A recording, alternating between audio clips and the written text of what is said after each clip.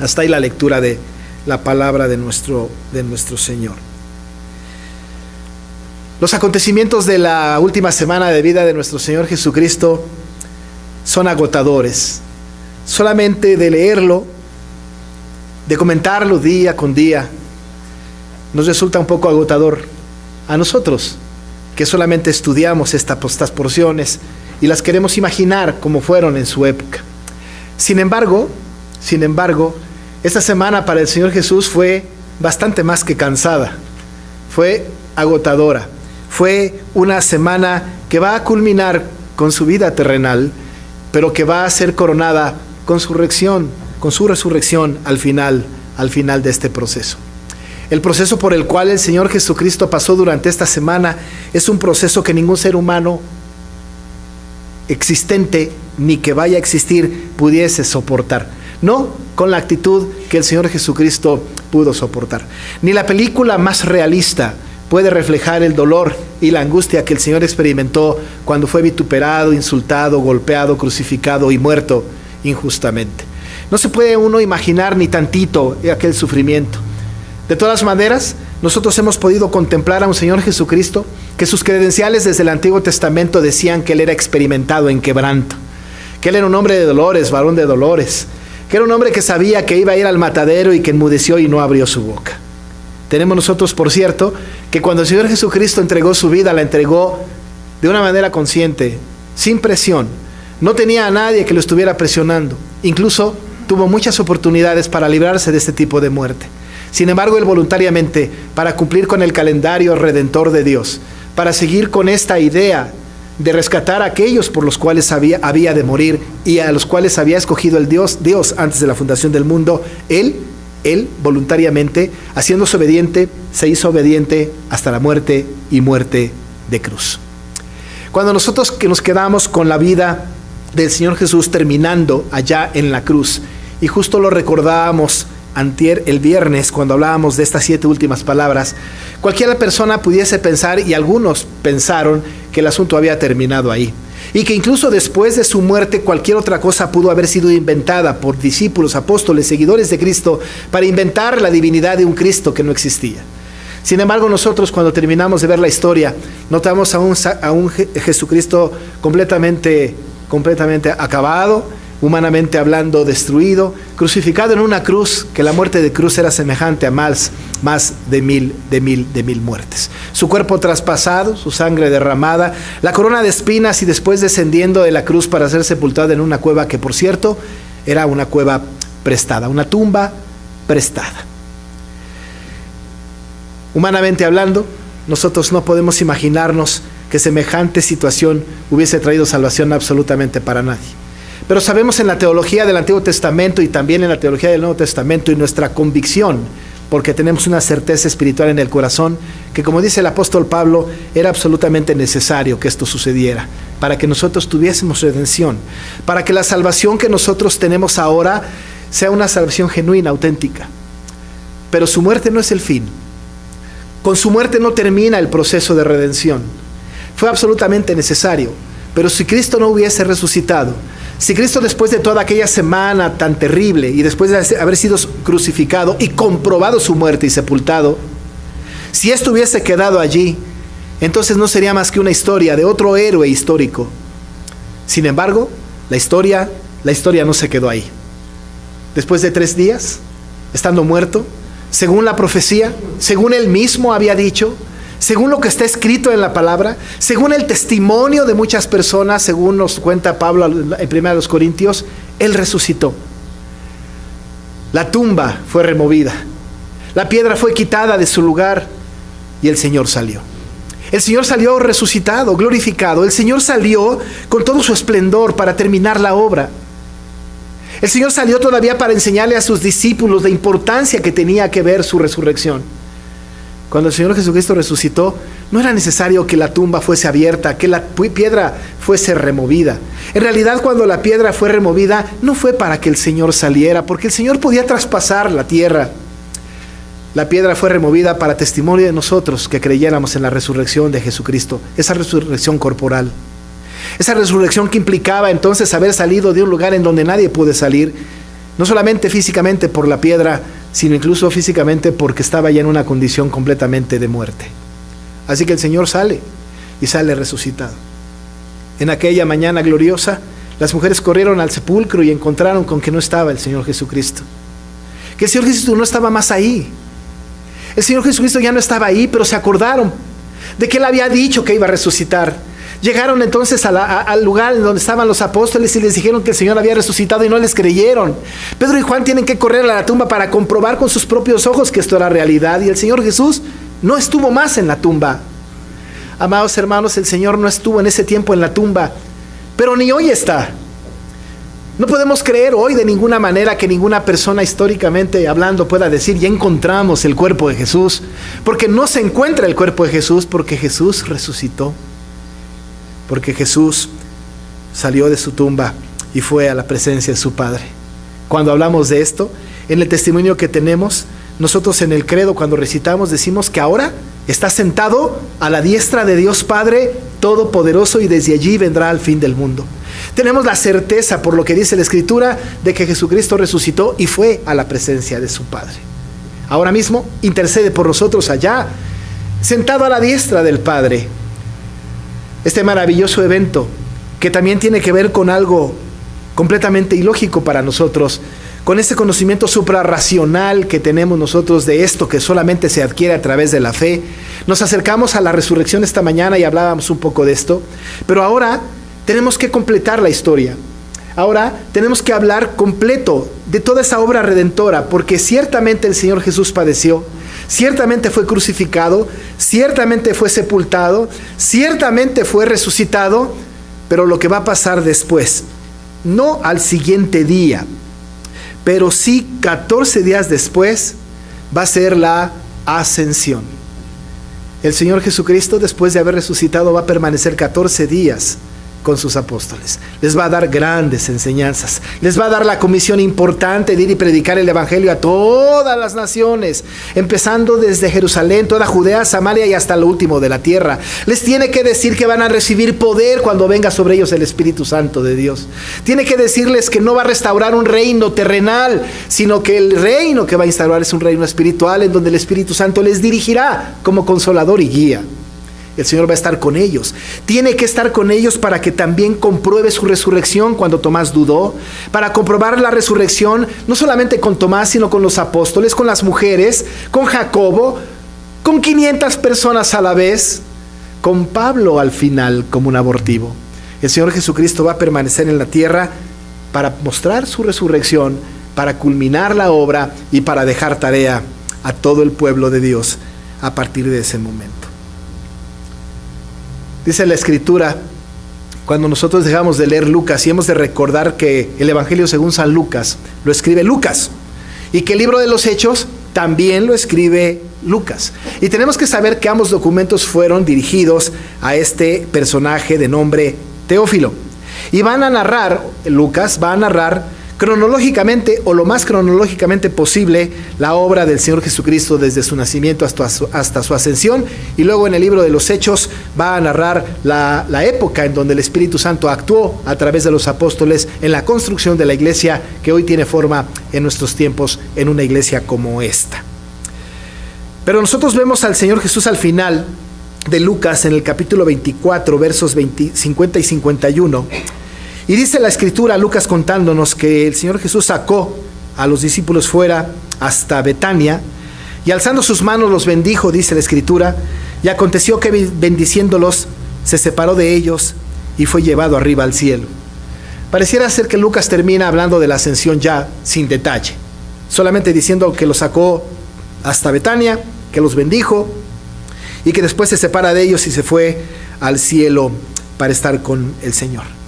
Esto pudiese ya resumir que el Señor Jesucristo en esta afirmación fue al cielo, se fue a la diestra de su Padre. Pero nosotros tenemos a Lucas otra vez narrando y quizá explicando con un poco más de detalle cómo fue que sucedió esto de que se fue a la presencia de su Padre. Cómo fue que fue llevado al cielo, cómo fue que se separó de ellos. Si nosotros nos quedamos con la historia de Lucas, especularíamos respecto de cómo se separó o cómo se fue al cielo. Pero entonces Lucas, en esta inspirada palabra, en el capítulo 1, en los versos 6 al 11, nos explica con un poco más de detalle cómo fue la ascensión de Cristo. Ascensión que, por cierto, solamente tuvo Cristo. No hay más quien haya ascendido como Cristo. No en las condiciones de Cristo. No como Cristo ascendió. No con la divinidad de un rey. Solamente Jesucristo. Después de que el Señor ha estado con los apóstoles, dice la palabra que se habían reunido los apóstoles, los discípulos del Señor Jesucristo, y entonces le preguntan al Señor allá en este lugar si va a restaurar el reino a Israel en este tiempo. El Señor les tiene que decir que no les toca a ellos saber los tiempos ni las sazones que el Padre puso en su sola potestad. Lo que les está diciendo es que ellos no saben cuándo, en qué momento, ni en qué tiempo, ni en qué ocasión el Señor va a hacer la obra de la restauración de Israel, que por cierto no era terrenal ni política, sino era celestial. Pero lo que sí les dijo es que iban a recibir poder. Un poder singular, un poder que les iba a dar la capacidad de ser testigos y de ir a predicar el Evangelio a todos los lugares. Les dice el Señor: van a recibir poder cuando haya venido sobre ustedes el Espíritu Santo, y entonces con ese poder me van a ser testigos.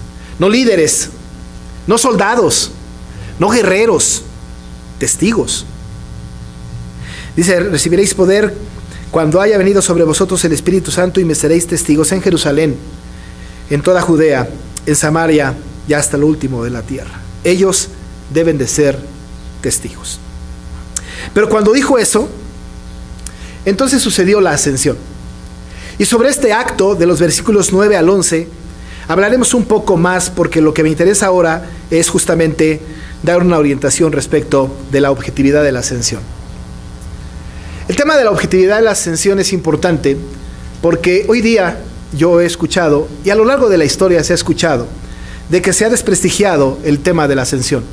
Incluso dicen algunos que se ha espiritualizado demasiado, se ha alegorizado. Cuando se alegoriza algo de la palabra, es que se le quiere dar una interpretación espiritual que no tiene. Alegorizar la palabra tiene que ver, por ejemplo, cuando algunos dicen que en realidad Jesucristo no resucitó físicamente, porque eso es imposible, imposible, no se puede. Esto va en contra de la lógica de la naturaleza humana. Pero claro, nosotros no estamos hablando de la lógica humana, estamos hablando de la lógica espiritual, la de Dios. El único que puede hacer cosas que lógicamente son imposibles para nosotros, como abrir un mar, o resucitar un muerto, o hacer que la tierra se traiga un pueblo completo. Por supuesto que estamos hablando de un Dios que es capaz de hacer lo que nosotros no pensamos que fuera capaz. Pero el Señor Jesucristo resucitó. Pero algunos que alegorizan la palabra dicen: no resucitó físicamente, en realidad resucitó en nuestros corazones. Y entonces creemos en un Cristo que resucitó en mi corazón, pero físicamente no. Pero qué bueno creer que resucitó en mi corazón. Esa alegoría, esa explicación, esa frase, ese asunto de desprestigiar la veracidad de la palabra es enferma. De ninguna manera. Cuando la Biblia dice que Jesús resucitó de los muertos, su cuerpo fue levantado de los muertos. Fue levantado. Y Tomás lo comprobó al meter su mano en su costado, poniendo la mano en sus heridas. Fue levantado y fue constatado por los apóstoles porque lo vieron cruzar las paredes. Fue constatado porque fue visto por muchos a la vez. Fue constatado porque el mismo Señor Jesucristo lo dijo. No podemos espiritualizar su resurrección, no la podemos alegorizar. No podemos nosotros decir que fue nuestro corazón resucitado. Él resucitó. Esta mañana yo decía: no podemos tener más una cruz ahí colgada con un monito colgado allá. Ya no más. Cristo ya no está en la cruz. Él está vivo, resucitado. Vive. No es cierto que solamente resucita en nuestros corazones. Eso romántico es bueno. Pero Él vive. Su cuerpo fue levantado. Pero aquellos que hablan pues alegorizando la resurrección de Cristo, hablan también alegorizando la ascensión de Cristo y dicen que en realidad Cristo no ascendió. Eso es imposible. ¿Quién asciende? ¿Habrá sido un marciano? ¿Habrá sido una visión de aquellos que solamente influenciados por las circunstancias de la época se imaginaron que Cristo ascendió? ¿Fue traspuesto? Esto no tiene lógica.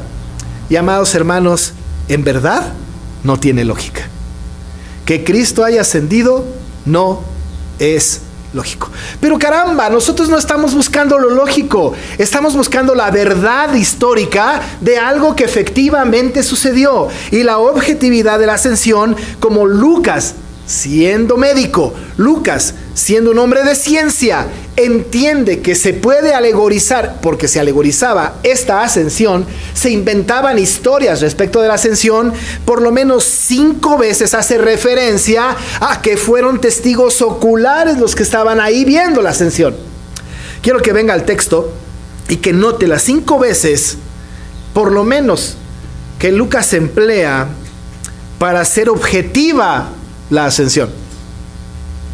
Testigos oculares de la ascensión. Dice: y habiendo dicho estas cosas, primero, viéndolo ellos, fue alzado y le recibió una nube que le ocultó de sus ojos.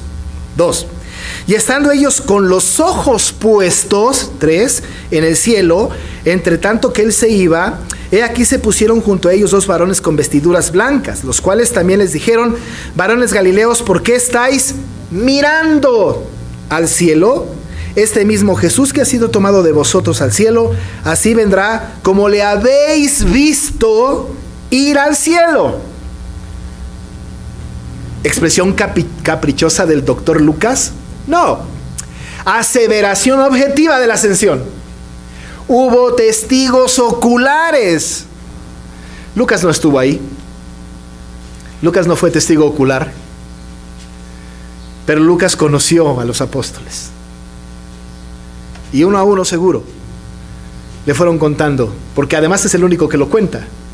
Le fueron contando cómo fue que el Señor ascendió. Cada uno le fue contando que ellos estaban ahí. Y que después de decirles el Señor que iban a recibir poder cuando haya venido sobre ellos el Espíritu Santo, y que toda potestad le había sido dada en el cielo y en la tierra. Después de darles esa tarea de predicar el Evangelio en Jerusalén, toda Judea, Samaria y hasta el último de la tierra, ellos pueden testificar delante de Lucas: lo vimos, nadie nos lo contó, lo vimos, Él ascendió, Él se fue al cielo. Y lo recibió una nube. Y luego fue ocultado de nuestros ojos. ¿Sabe qué? No fue una desaparición momentánea, sí, repentina. No estaban ellos de repente viendo y voltearon y ya no estaba Jesús. No, no, no. Eso no pasó. No desapareció. Ellos vieron que el Señor Jesús fue levantado, porque lo vieron mientras que llegaba una nube que lo cubría. Fueron testigos de esta ascensión maravillosa de Cristo. Sus ojos estuvieron puestos en su Señor hasta que fue desapareciendo por las nubes que le cubrían. Y fueron testigos oculares. La ascensión es objetiva, la ascensión es real. No es cierto que fue un invento. El Señor Jesucristo fue levantado. ¿Pudo haber desaparecido? Sí. Claro, por supuesto. Él pudo haber dicho al cielo y en ese momento estar en el cielo. Pero Él quería que los apóstoles y a la postre nosotros supiéramos que efectivamente Él, estando en tierra, se elevó para ir a la presencia de su Padre. Y se fue. Y se fue. Dice la Escritura que estando ellos con los ojos puestos en el cielo, entre tanto que Él se iba, que implica un proceso de ascensión, he aquí, dice Él, que se pusieron junto a ellos 2 varones con vestiduras blancas. Ángeles. No sabemos si dice la Biblia son ángeles o no, pero son 2 varones y son con vestiduras blancas. Ángeles. Llegaron con ellos. Se mezclaron entre ellos, se postraron junto a ellos. ¿Imagina usted la escena? Los apóstoles viendo al cielo, ¿no? Oye, tenemos esta expresión de anonadados, ¿no es cierto? Anonadados por lo que estaban viendo. Algo surrealista, algo ilógico humanamente hablando. Pero no cabe duda que los apóstoles estaban disfrutando la escena. Y llegaron 2 varones con vestiduras blancas. y les preguntan: varones galileos, ¿por qué estáis mirando al cielo? ¿Por qué miran al cielo? Porque aquellos estaban estupefactos, con sus miradas viendo al cielo, viendo al Señor Jesús desaparecer de las nubes. Y no solamente esto, sino algunos comentaristas piensan que estuvieron horas viendo al cielo, como pensando: a ver en qué momento regresa, a ver en qué momento algo se le olvidó y viene por eso, a ver en qué momento viene y se despide más formalmente, a ver en qué momento, o algo pasa. Y quizás estuvieron un rato viendo al cielo. Llegan estos dos varones y les dicen: ¿por qué estáis mirando al cielo? Este mismo Jesús que ha sido tomado de vosotros al cielo, así vendrá como le habéis visto ir al cielo. Este mismo Jesús que ha sido tomado de vosotros al cielo, así vendrá como le habéis visto ir al cielo. La cosa maravillosa es que estos dos varones vestidos de blanco les van a dar una clase de teología respecto de la ascensión y de la parusía. Ahora déjeme que explique. La ascensión la tenemos clarísima, es el Señor yendo al cielo. Pero la parusía tiene que ver con la segunda venida de Jesucristo. En ese mismo evento en donde los ángeles están hablando con los apóstoles, les está diciendo: no dejen de mirar al cielo. Y les va a hablar acerca de la ascensión, porque están diciendo: este mismo Jesús que ha sido tomado de vosotros al cielo, la ascensión, así vendrá la parusía como le habéis visto ir al cielo. Así como se fue, así vendrá. Hemos de partir un poco para fines didácticos el asunto. Lo primero que vamos a considerar tiene que ver con la ascensión y con un personaje. Y cuando hablamos de esto, tenemos que hablar de Jesús. Dice la Escritura, y estos varones, este mismo Jesús. Esto es muy significativo, porque el mismo Jesús, no otro, el mismo Cristo, este mismo Cristo, este que ascendió, este es el que va a regresar. No otro Cristo, no otro personaje, no otro ser, no una imitación, el mismo que ascendió. De tal manera que hoy día, cuando escuchamos en el mundo historias de que hay un Cristo que está aquí y que vino, la primera pregunta que le tendríamos que hacer a ese supuesto Cristo es: ¿ascendiste? ¿Ascendiste tú? Evidentemente la respuesta es no. Entonces no eres el mismo Cristo, porque el que ascendió es el que regresará. No hay otro. Así que cuando algún farsante, charlatán, hereje diga: soy Cristo, aquí estoy, quizá la pregunta ¿ascendiste? Pueda destruir su falsa identidad. Porque los ángeles dijeron: este mismo Jesús que ha sido tomado de vosotros al cielo, así vendrá. El mismo. El mismo. El mismo. Además, él dijo que regresaría. El mismo. En Juan 14:3, el Señor, cuando en Juan 14:6 va a decir: yo soy el camino y la verdad y la vida, nadie viene al Padre sino por mí. Pero en el versículo 3 dijo: y si me fuere, os prepararé lugar, vendré otra vez y os tomaré a mí mismo, para que donde yo estoy, vosotros también estéis. Recuerde que el Señor le está diciendo a los apóstoles: en la casa de mi Padre muchas moradas hay, voy pues a preparar lugar para vosotros. Si así no fuera, ya se los hubiera dicho. Voy allá, pero regresaré, yo vendré otra vez. Vendré. El mismo que ascendió, el mismo que regresará. Y si Él dijo que ascendió, si Él dijo que se iba a ir, también Él dijo que iba a regresar. Así que no hay más que estar contemplando al cielo, no hay más que estar mirando al cielo. Hay que mirar su escritura, hay que mirar su palabra, hay que mirar las promesas de Cristo de que un día va a regresar, que Él ascendió y que Él mismo, no otro, Él va a regresar. ¿Y sabe qué? Su venida será personal, y cuando venga poseerá su naturaleza y cuerpo humano glorificado. Porque así como se fue, así regresará. El mismo Jesús, no otro, el mismo. Pero no solamente está hablando acerca de la ascensión, que este mismo Jesús ha sido tomado de vosotros al cielo, sino de la parusía. Hemos dicho que la parusía tiene que ver con los acontecimientos de su última venida, de su segunda venida. Dice, así vendrá como lo habéis visto ir al cielo. Así vendrá como lo habéis visto ir al cielo. ¿Eso qué significa? Pues que lo vieron. Pues lo vieron ir al cielo. De tal manera que entonces su regreso será visible, no espiritual. Por ahí hay una secta diciendo que la venida de Cristo es al corazón de los redimidos nada más, que no será semejante a que venga con un ejército, ni él mismo corporalmente. No. Viene al corazón de sus redimidos. Pues no. Así como lo vieron irse, así vendrá. Será visible.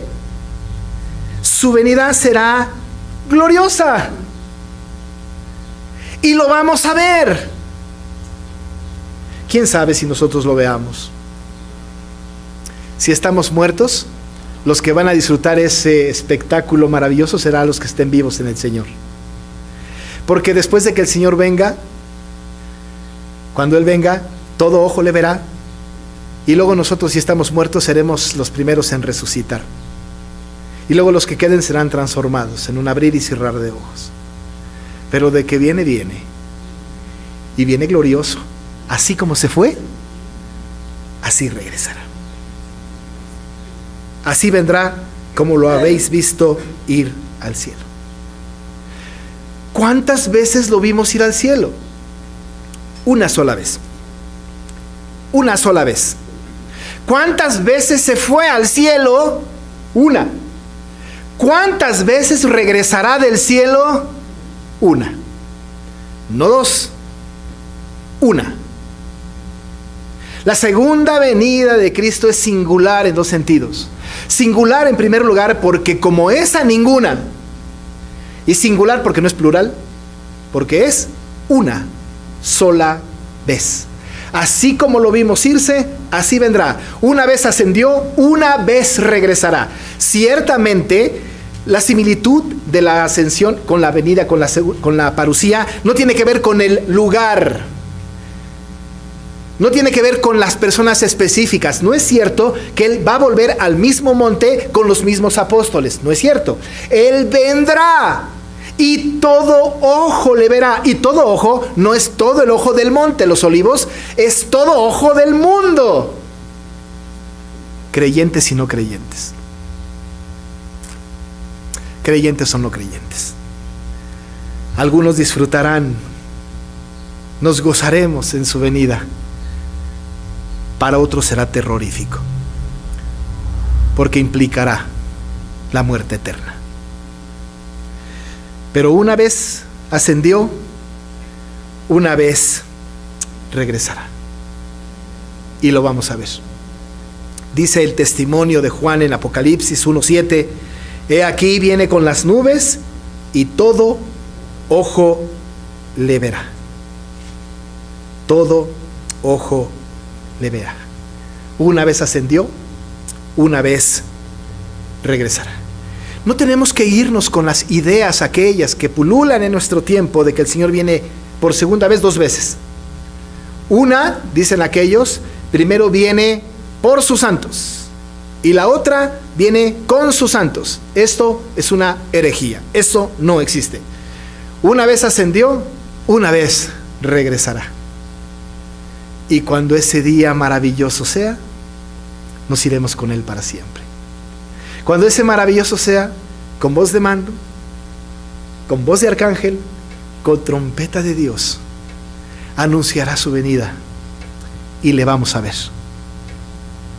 Los muertos en Cristo resucitarán primero y luego los que quedamos seremos transformados en un abrir y cerrar de ojos.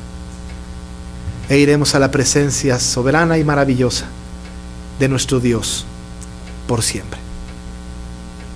Pero mientras, recibimos poder, porque vino sobre nosotros el Espíritu Santo de Dios. Y mientras que Cristo no venga, tenemos que ser testigos en Jerusalén, toda Judea, Samaria y hasta lo último de la tierra. ¿Cuándo cesará nuestra labor? Cuando veamos a Cristo venir en las nubes. Mientras que esto no pase, debemos seguir siendo iglesia, predicando, exponiendo, compartiendo el evangelio de salvación, que solamente es a través de Cristo Jesús. Ciertamente hoy celebramos su resurrección. La recordamos, porque la resurrección de Cristo implicó la nuestra. Pero se fue. Y no nos dejó solos. Nos mandó al Consolador, al Espíritu Santo, para que nuestro corazón tuviese la certeza y la esperanza de que un día, así como Él se fue al cielo, así, de la misma manera, va a regresar con nosotros, por nosotros, y nos llevará eternamente a la patria celestial. Maravillosa historia. Esta historia empezó con una trágica entrada a Jerusalén y terminó con una maravillosa ascensión a la nueva Jerusalén, en donde no hay más pecado, en donde no hay llanto, en donde está el que está sentado en el trono y el Cordero, al que todos hoy le damos gloria y honra. Oramos. Amoroso Señor, soberano del cielo, qué noticia tan magnífica recibieron los apóstoles ahí cuando vieron ascender a su Maestro, a su Señor, ese Señor resucitado. Fue levantado de ellos, ocultado en las nubes, con la promesa de que habría de regresar. Nosotros no dejamos de asombrarnos de ese acto maravilloso y real que sucedió, pero anhelamos con todo nuestro corazón que un día venga en las nubes y nos lleve ante tu presencia. Padre, si nosotros somos este pueblo escogido tuyo, que experimentaremos visualmente la segunda venida de Cristo, gloria sea tu nombre. ¿Cómo nos gustaría verlo? Pero si hemos de morir, tenemos también la esperanza maravillosa de que resucitaremos primero e iremos al encuentro de nuestro Salvador.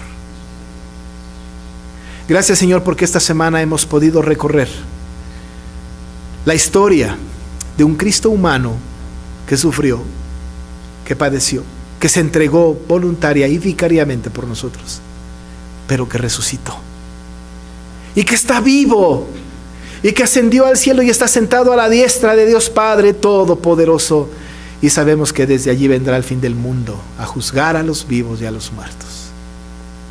Por esa venida anhelamos y oramos, y seguiremos, Señor, siendo testigos de tu obra maravillosa, de Cristo Jesús encarnado, que vivió entre nosotros y que ahora está en tu presencia. Por ese Cristo vivo hoy, te alabamos y te bendecimos en el nombre de Jesús. Amén.